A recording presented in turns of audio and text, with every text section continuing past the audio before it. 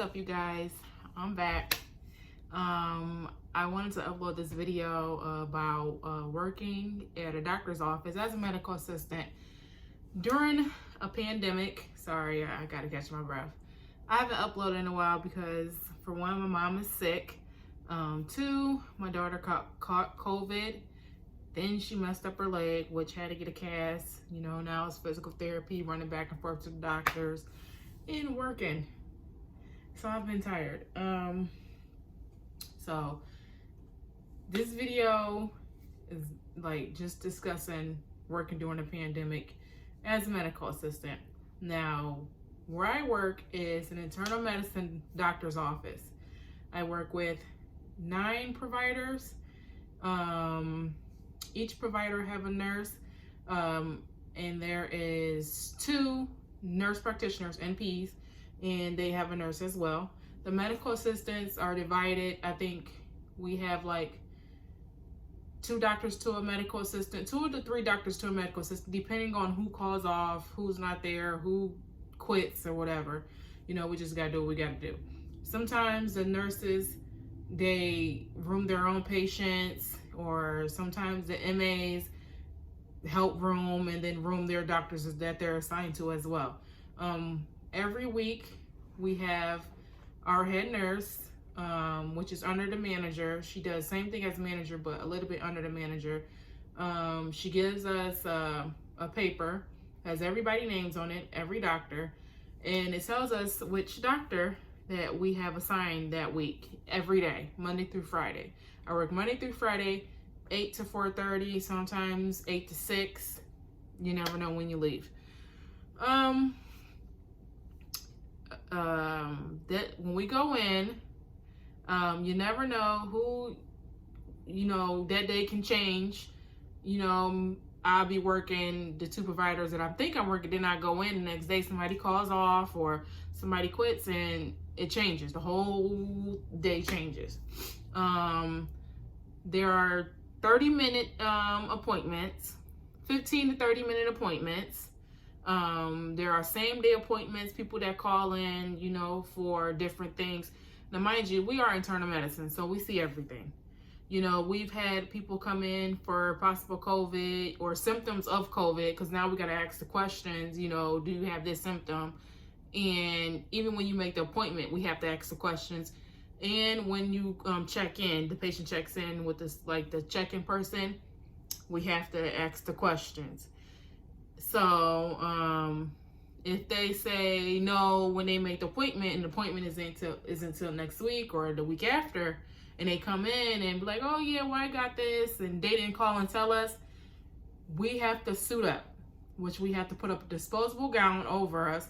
We have to put goggles on. We have to put an extra mask on. We have to put gloves on. We cannot carry, we have a little robo nurse. We cannot carry those in there that has, you know, automatic blood pressure and heart rate and pulse ox. We can't take that in there. We can take a pen, a piece of paper, a copy of their meds, and we have to be suited up. We have to have a sign on the door saying that this patient is possible COVID. After that, we have to sign a piece of paper with our name, our ID number, and our phone number, stating that we went into that room with that patient. And, you know, it's a lot. We do get mad. But we also have televisit and virtual appointments, which is televisit which is we call the MAs have to call the patient 15 minutes ahead of time, and you know, get their vitals, get their whole progress note set up, their vitals, their medication, everything, and see what the appointment is really about. Then we have to, you know, go in, mark in, and mark arrived. That our chart is color coded. So green is marked arrived, and then the doctor will either call, or we will let the nurse know that that patient is ready. That nurse will have to go into the system called Backline and get the patient on the computer. It's like a FaceTime thing. We have to get the patient on the computer, put them in a room, and then let the doctor know that they are ready. The doctor goes into that room, and then their face pops up. It's a lot. Sometimes the MAs do have to do what nurses do. which is like your analysis, A1Cs, just to help out. Or sometimes there are nurses that are, there are MAs that are nurses. But a typical day is rooming 2 doctors. There's no telling how many patients can be on there. One day I roomed 32 patients that whole day.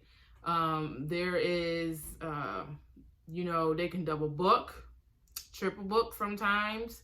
They can have 30-minute and then another 30-minute after that, like a 9 o'clock and then a 9:30, and then have a 9:15 televisit, and then a virtual is just a phone call. So the nurses don't have to do anything.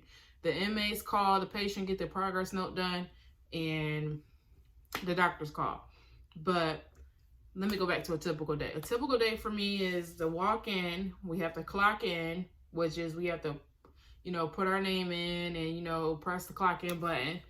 Then we go to our little system and type in our name and our number and our password, bring up the schedule, bring up our 2 doctors, and, get their progress note set up, because we like to, get it set up ahead of time, because flying from door to door, it's a lot. Then once the check-in person checks in that patient and they're green, that's how we know the patient is in the building. That's how we know the patient has arrived. Then I will get up. I will get my robo nurse. We have individual laptops. So all the MAs have individual laptops. The nurses have desktops.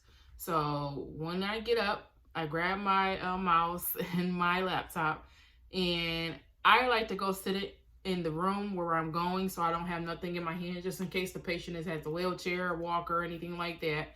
Then I leave the room, and then I'll go to the door to get the patient, call the patient, bring the patient back, grab the patient's weight, and then I'll get their vitals, and then, do their whole progress note. And then I'll click check in, put the patients, the patients where their room is, and then I'll leave that room. And then the doctor goes in, and then it repeats itself. It repeats itself all over again. That's what I do all day. Sometimes, there is MAs that does phones, that when people call, for medication refills, for to make an appointment, you leave a message for the doctor. Sometimes I scan, important papers into people's progress notes, to their files, to their documents. Sometimes I put prescriptions in.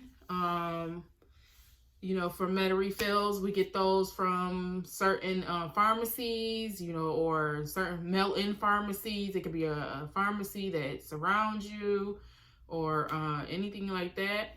Sometimes we scan in old records, we send records, we get records, we do, we gotta sort the fax machine for each doctor. It's a lot. You gotta be like that. You gotta be on the ball with these people, because we have had mix-ups. Some people come in with the same names, and we call that patient, and it's and then someone else call that patient, and with the same name, and we get them mixed up. So we have to be like, wait, what's your last name? And we have to go and grab the other patient and find out where that patient is. We've had people lie and tell us that they didn't have COVID symptoms, which they did. So we have to suit up. We've had people call in. When you're short-staffed, you got people waiting on hold. And then when you get that patient on the phone, they're yelling at you. We're trying to tell them we're short-staffed. People ain't trying to listen. People trying to get in and see their doctor before the holidays, or, for COVID or whatever they're going through. And right now, it's booked up. It's crazy. Our COVID place is very booked up, to the point where they're basically not